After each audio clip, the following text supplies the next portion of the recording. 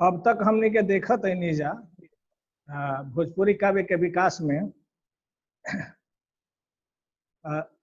सिद्ध साहित्य से लेके सिद्धनाथ निर्गुणवादी सगुणवादी सब कवि लोग के कि अब तक जौन मुख्य विषय रहल बा भोजपुरी कविता के योग साधना जीव ब्रह्म माया जगत ये सब पर यही सब पर केंद्रित रहल बा। चाहे सिद्ध कवि होखस, नाथ कवि होखस, निर्गुणवादी कबीर होखस, रामदास होखस, धरणीदास होखस, ये सब लोग के केंद्र में माया जगत यही सब केंद्रित रहल बा। ओकरा बाद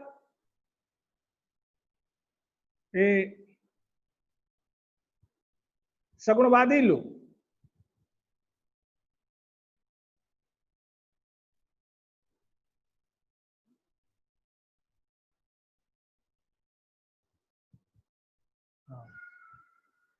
फोटो में गायब हो गया, माइंडे बैठ जाता कुछ होता गड़बड़ी तो रउआ लौकता नहीं सर आवाज। हाँ ना अभी का भइला ना लौकता है।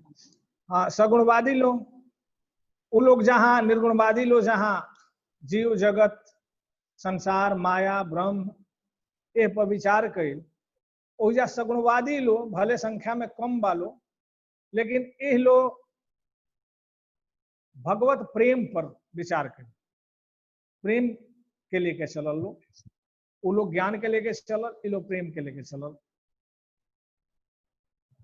यानी कुल मिलाकर के अब तक जो हमने के देखनी जा उसमें भोजपुरी कविता के केंद्र में कौनो न कौनो रूप में ईश्वर रहल बड़े, चाहे वो ब्रह्म कहास, चाहे राम कहास, चाहे कृष्ण कहास, चाहे निर्गुण कहास, चाहे योग से मिलस, चाहे ज्ञान से मिलस, चाहे प्रेम से मिलस, केंद्र में ईश्वर ही रहल बड़ा।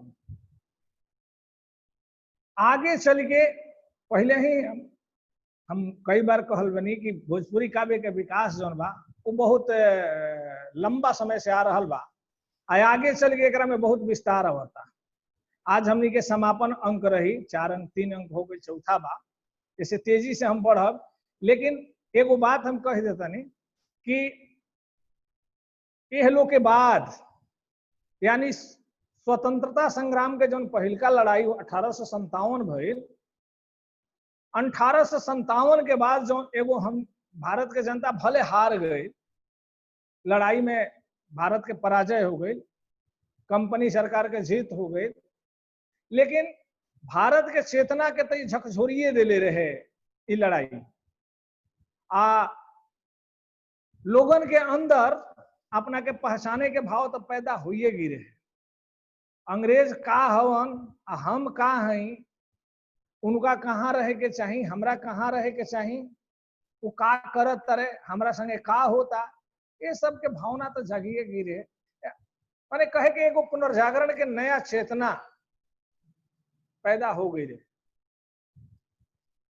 राजनैतिक परिवेश जौन बा उस साहित्यों के प्रभावित किए, चाहे हिंदी साहित्य होखे, चाहे भोजपुरी साहित्य होखे, चाहे अन्य भारतीय साहित्य होखे, सबके प्रभावित किए। भोजपुरियो साहित्य प्रभावित भइल। वो भाव भूमि में एगो दिशांतर पैदा भइल, एगो नया ढंग के रचना होखे लगली से। पुरनको प्रवाह चालू रहे, आज तक वो चालू, वो प्रवाह नहीं जा सकत, तो करे अलग कारण बा। वो प्रवाह बुझा खत्मो कैला पर फल्गु नदी भीतर भीतर बहत रहेला, जैसे कि वो सांस्कृतिक चेतना ओकरा में। तो एगो बहुत बड़ा परिवर्तन आयल भोजपुरी साहित्य में। बहुत तरह के भाव भूमियन पर बहुत तरह के रचना होखे लगली से, बहुत कवि लोग उत्पन्न भइल। संख्या गिनावे लगला पर जितना नाम लिया उतने में आधा लगी। अभी ना वाला के कत संख्या बोलू, डेगे डेगे कवि डरो लागेला आजकल ये सब कहीं ये लोग सीडी उडी देखी तो कही कि हई बतिया ना कहलन, हऊ बतिया ना कहलन, हमरा के छोड़ देले, हुनका के ध ले। तो हम पहले कहिला कि हम विद्वान ना हई, एगो पाठक हई। आ ये विकास क्रम में जहां जहां हमरा परिवर्तन लौकल बा कि ई कवि जौन बारे वो एगो दिशा देले बड़न, एगो परिवर्तन कैले बड़न धारा में, चाहे एगो नया मार्ग प्रशस्त कैले बड़न भोजपुरी साहित्य में, हम वही लोग के छुअत चल जाए, विस्तृत ना, विस्तृत एक कवि पर कई गो क्लास हो जाए, छुअत चल जाए वो लोग के, आगे बढ़ जाए।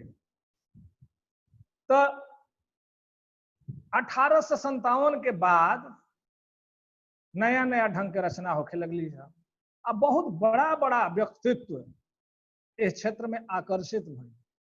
स्वयं जौन खड़ी बोली के जनक कहल जाला भारतेंदु हरिश्चंद्र जी, वहां के उहों का भोजपुरी में रचना कैले बने, उहों का छोले बने, भले बहुत ज्यादा ना नहीं, लेकिन उहों का। लेकिन असली हुए 1857 के बाद भोजपुरी क्षेत्र में असली क्रांति दिशांतर दो आदमी ले आवता। हालांकि एगो बाबा बुलाकी दास चैत घाटो लिखले बनी, वहों के एगो अच्छा क्रांति पैदा कैले रहनी, लेकिन एह लोग के पहले के घटना बा। तो दूगो कवि के नाम आवता, आ संजोग बा कि फिर बार बार कहिला कि दुर्भाग्य बा कि कवियन के मूल्यांकन नहीं हो पाओ। एगो के नाम बा बनारस के रहले तेग अली तेग, रुआलो नाम सुनले हो। तेग अली तेग। अब एगो रहनी बनारसे के बाबू रामकृष्ण शर्मा बलबीर।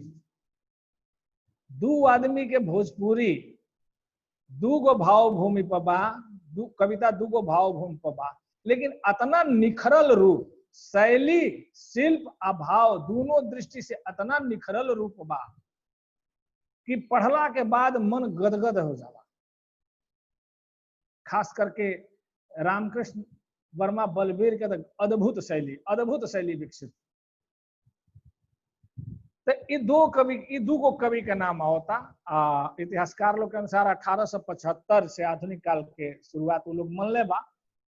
बहुत लोग तेग अली तेग के एगो खंड काव्य बा, बदमाश दर्पण, नाम है बदमाश दर्पण। काशी में तरह तरह के गुंडा, बदमाश, रईस, साधु, संत, फकीर सब पावल जाले। तो उनकर एगो बदमाश दर्पण बा, ओकरा के लोग खंड का कहेला, काहे से कि ओकरा में एगो पूरा सिलसिलेवार ढंग से एगो विषय वस्तु पर लेके रचना कैल गेल बा। शिल्प उठौले बड़न उर्दू के गजल के शिल्प भोजपुरी में, लेकिन भोजपुरी के तेवर रहे देले बड़न, यह विशेषता बा। तेवर भोजपुरी के बाद शिल्प जरूर लेले बड़न। बहुत सुंदर ढंग से वो में लिखा था कि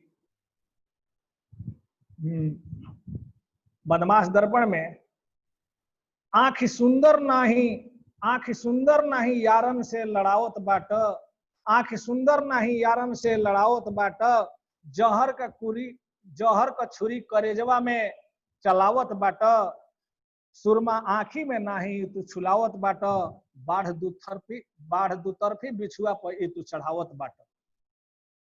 तो इस तरीका से लंबा चल रहल भाई, हम कुछ वानगी देनी है, ये तरीका से एगो नया शुरुआत हो जाता भोजपुरी नया काव्य के, नया शिल्प के, बिल्कुल भोजपुरी के निखरल रूप आवता। सन 1900 ईस्वी में बदमाश दर्पण के प्रकाशन बाबू रामकृष्ण शर्मा बलबीर वहां के पत्रकारों रहनी, वहां के कैले। तो कुछ लोग तेग अली तेग से मानेला, कुछ लोग बाबू रामकृष्ण शर्मा बलबीर से मानेला। खैर जौन मानल जाओ समकालीने रहे लोग, कोनो खासा ढेर अंतर ना रहे। तो बाबू रामकृष्ण वर्मा बलबीर यहाँ के श्रृंगारिक रचना कैले बनी आ रीतकालीन आधार पर तो जरूर बा, बाकी भोजपुरी के गजब निखरल रूप दिखाई देवेला। तो जौन नायिका भेद पावल जाला साहित्य में, नायिका लोग कई तरह के नायिका लोग होला, ओमे एगो प्रोषित पतिका नायिका, पोषित प्रतिभा पतिका, खंडिता, प्रवस्यत पतिका, मुग्धा, नवोढ़ा, बहुत कुछ होला। तो वो लोग पहचान बलबीर जी पहचान लिखले बने कविता में। आ प्रोषित पतिका कहल जाला जकर पति जौन बा विदेश चल जाला, विदेश में रहेला, एजा विरह में जब जले लालू तड़पे लालू, तो ओ नायिका के प्रोषित पतिका कहल जाला। प्रोषित पतिका मतलब जेकर पति विदेश में। तो प्रोषित पतिका के परिचय दे वहां के लिखत कि फूली है अनरवा से मर कच नरवा, फूली है अनरवा से मर कच नरवा, पलसवा गुलबवा अनंत। फूली है अनरवा से मरवा कचन, फूली है अनरवा से मर कच नरवा, पलसवा गुलबवा अनंत। बिरह का बिरवा लगायो बलि बिरवा से छुट्टी है जो आयो है बसंत। रजावा करता मोर रजावा मथुरवा में, हम सब भैली फकीर, हमारे प्रीति यानी बाहे जैसे उधो बल बिरवा के जतिया आहिर। तो देखी कितना प्रवाह बा, सवैया छंद जैसन एकदम सुंदर प्रवाह कि फूली है अनरवा से मर कच नरवा, फूली है अनरवा से मर कच नरवा, पलसवा गुलबवा अनंत। इस तरीका का रचना वालों पहले वाला में सब ना देखत हो। तो भोजपुरी के बहुत निखरल रूप आ बहुत कोमल भोजपुरी के ठाट यहाँ के देखौले बने। एगो दिशांतर हमरा ओइजा दिखाई देता, आ एगो अब तो बहुत लोग उतर गए बा क्षेत्र में। पहले जौन हमने के चर्चा जहां तक हमने के लेके आयल बनी आजादी के काल तक, भोजपुरी में कवयित्री लोग के उपस्थिति बिल्कुल शून्य रहा। लेकिन यही कालखंड में एगो कवयित्री दिखाई देता रही बनारस में। बनारस गढ़ बड़ुए भोजपुरी के ओ घरे, तो दिखाई देता रही। उनका नाम रहे सुंदर। अच्छा घराना के कहल जाला कि अच्छा घराना के लड़की रहल। एगो मिसिर नाम के गुंडा रहल, वो उठा ले आई रहे, उठा के रखेलिन बना के रख ले रहे, बेस्यागिरी में धकेल देले रहे, नाच गान करावत रहे। कहल जाला कि वो घड़ी बनारस में एगो नागर नाम के एगो बहुत दबंग व्यक्ति, पहले ही कहीं 1857 के बाद अंग्रेज लोग के विरुद्ध लोग जागरूक हो गए रहे। आ जहां तहां विरोध के आगे दबल ना रहे, भले 1857 के युद्ध दब गई, विरोध के आगे ना दब रहे, लोगों में भी भावना हो गई। तो नागर में भी भावना रहे, वो अंग्रेज के विरोध नागर करत रहा। दबंग पर्सनालिटी जो के आजकल लोग गुंडा कहेला, लोग दबंग वहू घड़ी गुंडे लोग कहत रहे। प्रसाद जी ऐसे लोग पर एगो कहानी लिख रहे बड़े, गुंडा बड़ा दिलदार लोग होते रहे, लोग समझ ना पावत रहे, लोग ऐसे गुंडा कहत रहे। तो वो एक जगह रात के दुधिया छनत रहे, नारस के परंपरा बा, आ वहीजा मिसिरो आई रहे, इनकरो दल गई रहे, दल रहेला कजरी उजरी के चलल माहौल। औजा सुंदर भी आई रही, सुंदर के लेके आई रहे मिसिर। पियते खाद खा लाठी चल गई आपस में, भयंकर मार भइल। ओमे नागर के दल भारी पड़ल। सुंदर बेसिया नागर से प्रभावित होकर अपन सब दुख कहानी बता दिली कि कितना हमरा संगे जुल्म भइल बा। तो नागर वही घड़ी उनका के अपन बहन स्वीकार के लिए कि आज से तू हमार बहन हो गई, आज से हमार छत्र छाया में तो रहबू, तारा के केहू ना बोली, नागर के बहन बन।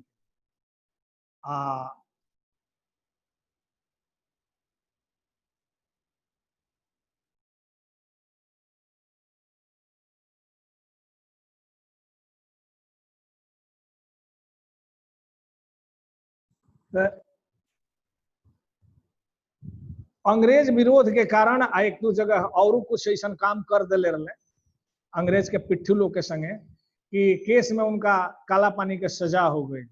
तो वो घड़ी जब काला पानी जाता रहे तो वो घड़ी में एगो बहन के नाते सुंदर बहुत सुंदर कजरी लिखले बड़ी बहुत अच्छा कि आरे रामा नागर नैया जाला काला पनिया ये हरी, आरे रामा नागर नैया जाला काला पनिया ये हरी, सबके त नैया जाला काशी हो विशेषर रामा, सबके त नैया जाला काशी हो विशेषर रामा, नागर नैया जाला काला पनिया ये हरी, घरवा में रोवे नागर भाई ओ बहनिया रामा, घरवा में रोवे नागर भाई ओ बहनिया रामा, सेजिया पर रोवे बारी धनिया ये हरी। तो वो कजरी चूंकि महिला के उपस्थिति उस युग में बहुत बड़ चीज रहा था भोजपुरी के उल्लेखनीय बा। तो ये सब इस तरीका से आ रहल बा, काव्य रचना बढ़ रहल बा भोजपुरी के। लेकिन अंग्रेज के एगो चेतना साहित्य में भोजपुरी साहित्य में जाग गई अंग्रेज विरोध करे के। भले नागर के पास क्षमता ना रहे गीत रचे के, तो लाठिए डंटा से मारपीट करत रहल, विरोध करत रहल, ठीक बा। लेकिन जरा में क्षमता रहे वो गीतों में विरोध करत रहे। अब बड़ा क्रांतिकारी लोग पैदा भइल बा।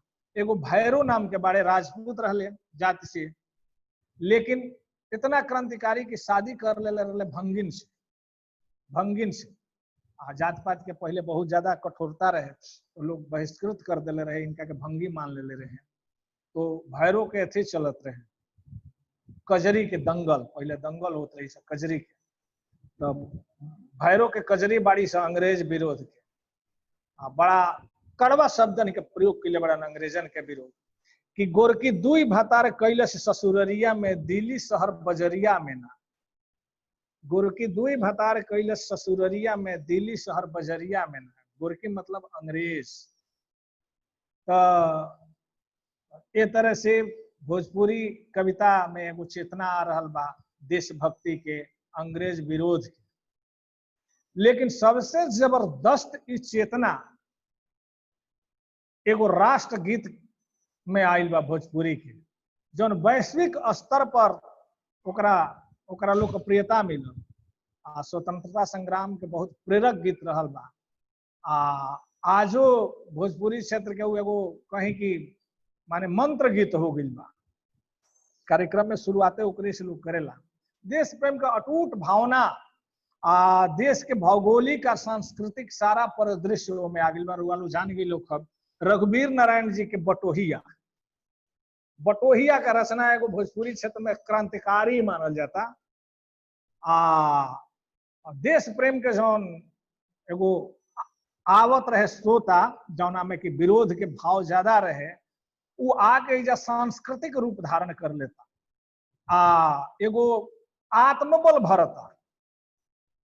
सुंदर सुभूमि भैया भारत के देशवा से, मोरा प्राण बसे हिम खोहरे बटोहिया,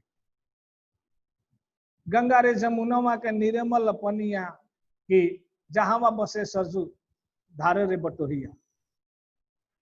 तो बटोहिया के रचना जौन बा बहुत जबरदस्त एगो दिशांतर लेके आवता, जौना में देश प्रेम, देश के भौगोलिक परिवेश, देश के सांस्कृतिक परिवेश, राष्ट्रीय चेतना सब कुछ में भरल बड़ुआ।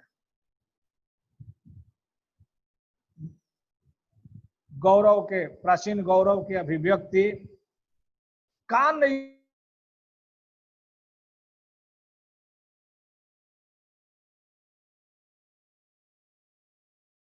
तो वो एक तरह से बहुत सुंदर राष्ट्र गीत बा। में बहुत बड़ा देशांतर होता। बाद में बहुत बड़ा प्रतिभा के उदय भइल। बहुत कुछ वो भोजपुरी क्षेत्र में वो प्रतिभा दिहल, लेकिन लागत है कि वही लोग के संगे फिर खत्म हो गई। ऐसे एगो प्रतिभाशाली व्यक्तित्व अले महेंद्र मिश्र। उचित मूल्यांकन नहीं भइल, नहीं तो महेंद्र मिश्र के बहुत बड़ा योगदान बा। अलग से पढ़हू के बा, अलग से हम चर्चा करब। तो महेंद्र मिश्र के भोजपुरी क्षेत्र में योगदान ई बा कि भोजपुरी के जौन संगीत बड़ुए वो संगीत के बहुत लोकप्रिय पूर्वी पूर्वी के एगो नया जन्म, पूर्वी के नया जन्म, कैसे भिखारी ठाकुर विदेशिया का नया जन्म, बिल्कुल नया। विदेशिया के परंपरा पहले पावल जाला। मारिशस जितना गिरमिटिया गइल बड़े उजा जौन बिरह के गीत गावेला लोग ओकरे को लोग विदेशिये कहल। तो महेंद्र मिश्र जी पूर्वी गीत के पुरोधा बिल्कुल नया ढंग से एगो संगीत के देनी। हम तो कहिला कि मूल्यांकन ना भइल, नहीं तो जैसे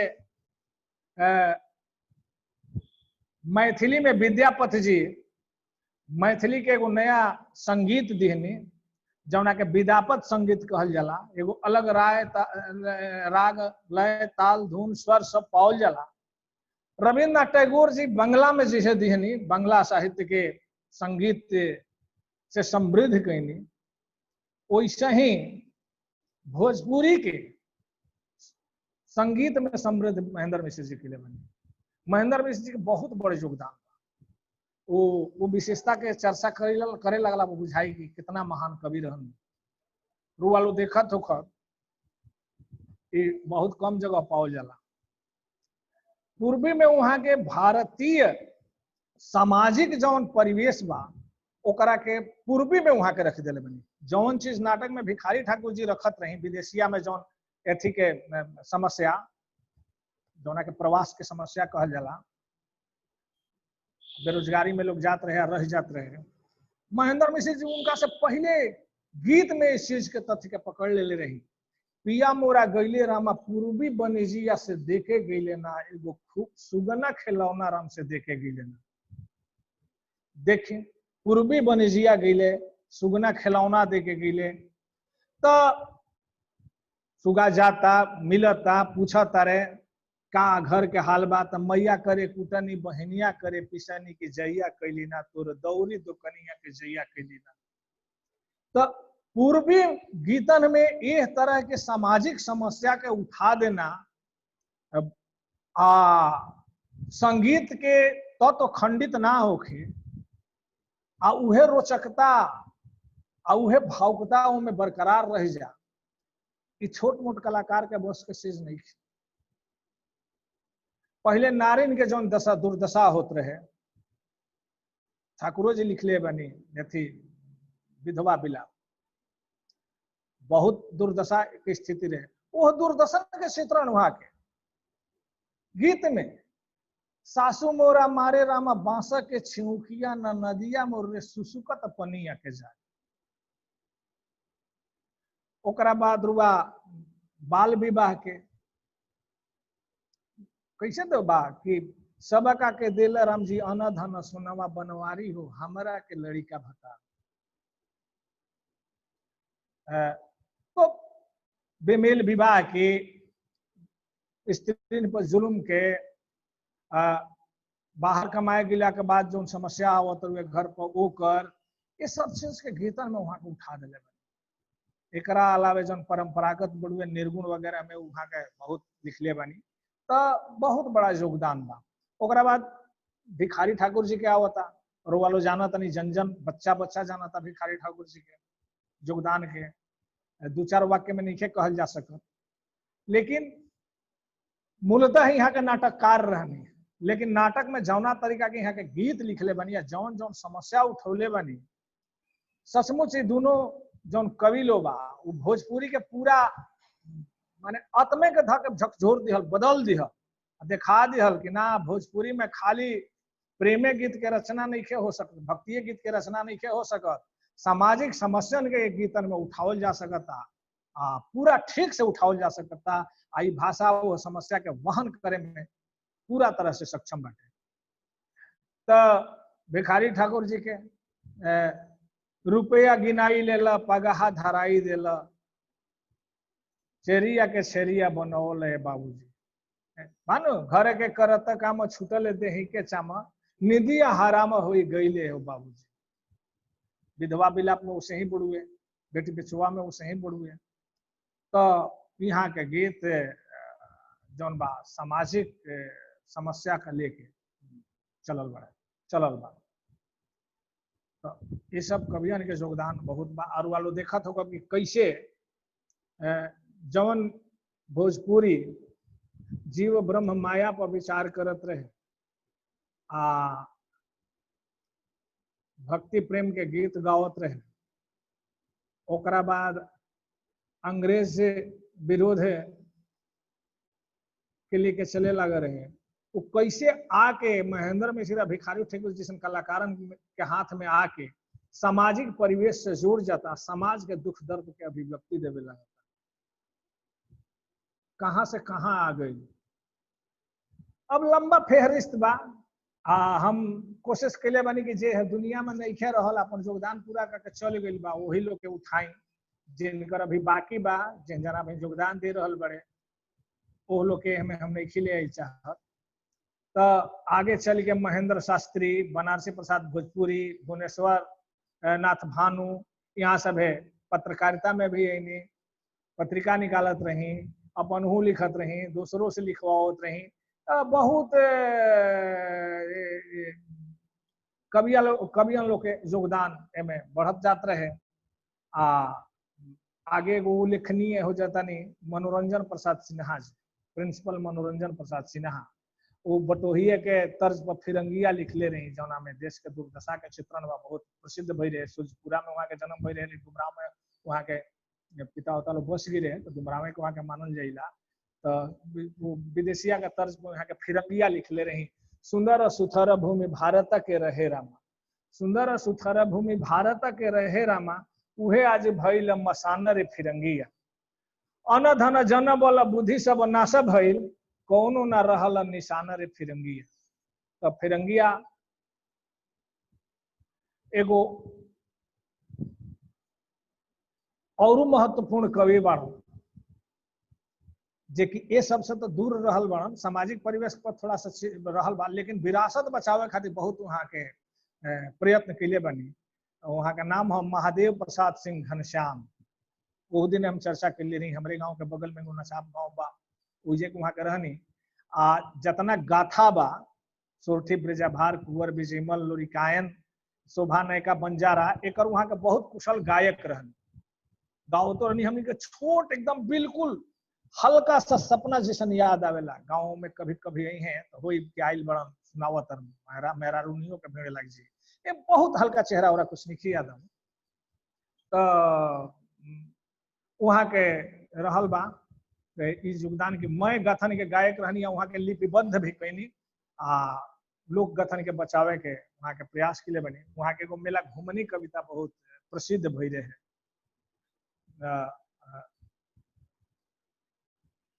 एगो और कवि बानी जहाँ जहाँ वहाँ के सही चर्चा ना भई, अद्भुत अद्भुत ठाकुर विश्राम सिंह, उत्तर प्रदेश के।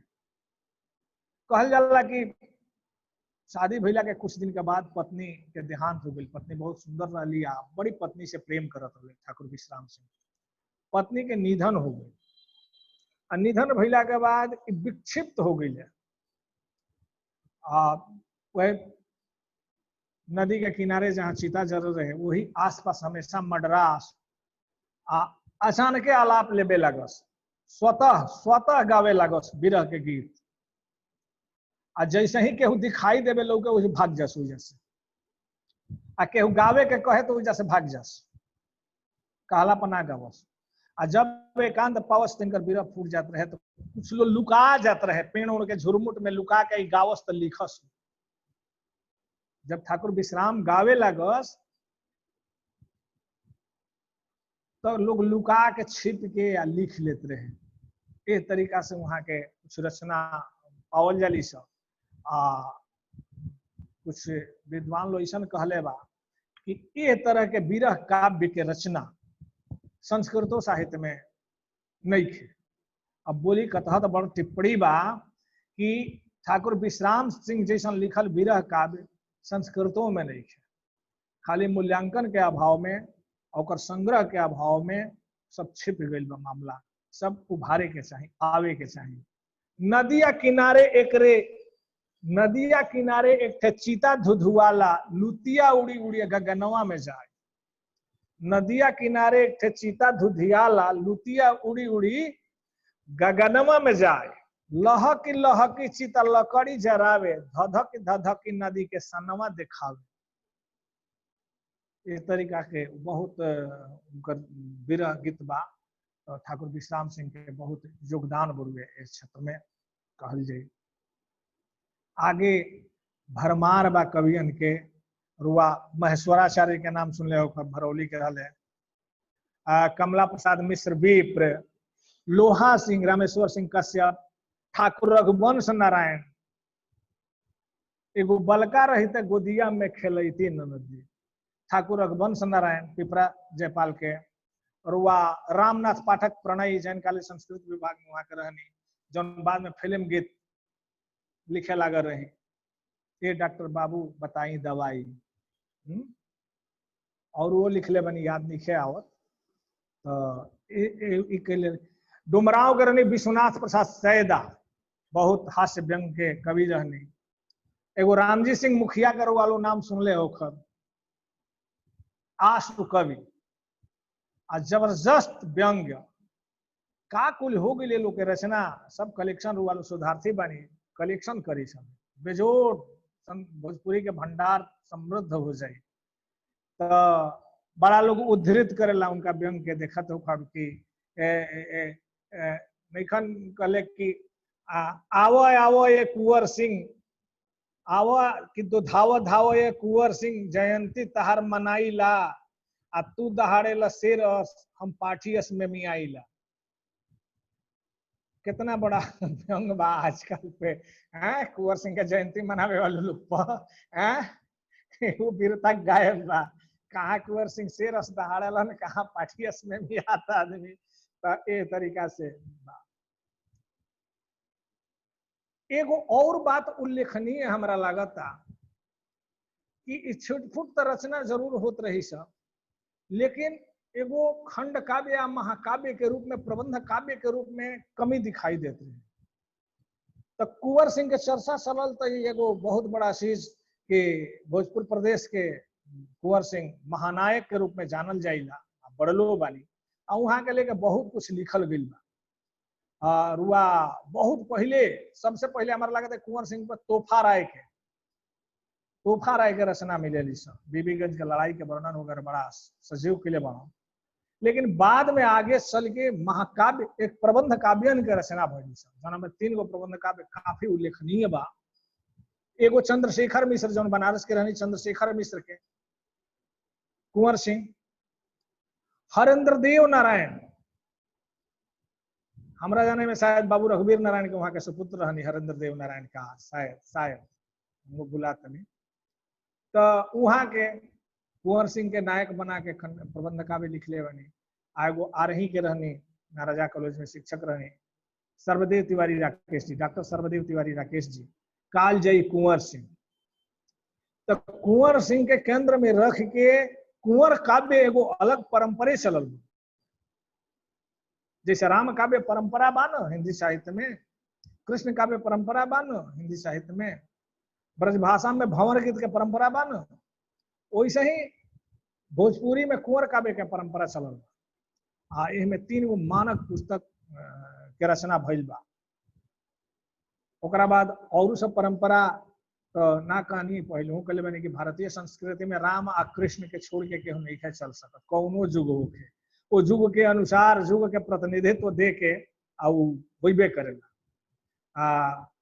कैसे हिंदी में अयोध्या सिंह उपाध्याय प्रिय प्रवास, राम के कृष्ण के ईश्वरत्व से हटा के उनका के लोकनायक के रूप में प्रतिष्ठित कर दिया कि ना, लोकनायक वो अवतार आई सब ना, हम लोकनायक हूँ।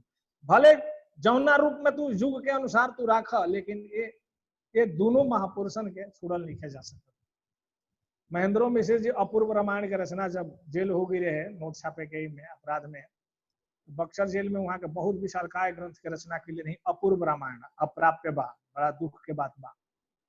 ऐसे ही नोखा रोहतास के रहनी कुंज बिहारी कुंजन, बहुत यहाँ के गीत प्रसिद्ध बा।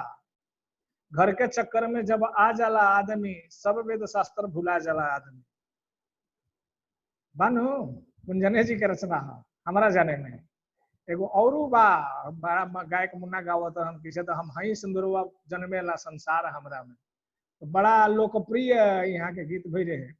सीता के लाल वहाँ के एगो खंड काव्य लिखले बनी लव कुश के लेके, और वहाँ के एगो कुंजन रामायण लिखले रही जो की प्रकाशित ना हो पाओ, कुंजन रामायण। तो ये तरीका से हमनी के जो सांस्कृतिक विरासत बा वहू पर लेखनी चलत रहल बा। नया नया भाव भूमि पर युग युग बोध के अनुसार, जीवन बोध के अनुसार रचना हो चलल बा। ओमे आरा दुनिया भर के चौधरी कन्हैया प्रसाद सिंह इहों के कुंवर गाथा एगो छोटा सा लिखले बनी जोना पर बहुत विवाद चल रहे। हीरा ठाकुर के नइखे भुलाई जा सकत। हम पहले ही कनी है कि जे नइखे रह गेल ओकरे हम नाम लेता नहीं। हीरा ठाकुर जी के नइखे भुलाई जा सकत। इहों का अपना ढंग के अनोखा अकेला कवि रहनी, ना कोनो खेमा से मतलब, ना कोनो पार्टी पॉलिटिक्स से मतलब, ना कोनो चीज से, ना अपना तरंग में यहाँ के आवत रही, झोला ले रहत रही, लिखत चलत आ कहीं गावत रही, सुनावत रही, माने जियत रही, यहाँ के साहित्य के जियत रही। बहुत कुछ दिले बानी ये हीरा ठाकुर जी। ये तरीका से आज जीवित साहित्यकार लोग में दुनिया भर के नाम बा। एकर नाम ली तनी बेईमानी कर दे तनी बड़ा, वो हमार पसंद के साहित्यकार वहाँ के हैं। हमरा से क्लास आगे वहाँ के पढ़त नहीं, बनारस में रहत तनी। नाम है प्रकाश उदय। बेटी मरे त मरे कुंवर वहाँ के पढ़त नहीं, तो उन्हें घड़ी वहाँ के काव्य संग्रह आई रहे, बहुत चर्चित हुई रहे। वहाँ के भी अपना ढंग के अनोखा, अपना ढंग के वहाँ के भी अनोखा कवि है। ओकरा बाद तो दुनिया भर के केकर नाव ले ही हमरो से बेवकूफ कुछ ना कुछ लिख देता है। जब हमरो से आदमी कुछ ना कुछ लिख देता तब कवि लोग के कमी बा। आ रही कि कवि लोग के छपरा सिवान के छोड़ दिया जाए तो आ रही में दुनिया भर के नाम बोल के नाम धरी। ऐसे नाम के रहे देता नहीं, वो नाम के रुआ लोग खुद देखब समझब बुझब करब। आज लागत है कि काव्य यात्रा के ले आके ही छोड़ देता नहीं, आगे अब देखल जाए लोक साहित्य को चले के। तो हमरा लगता है कि आज समापन कर दिया। ठीक नो सर प्रणाम। प्रणाम सर। ठीक, प्रणाम प्रणाम प्रणाम सर।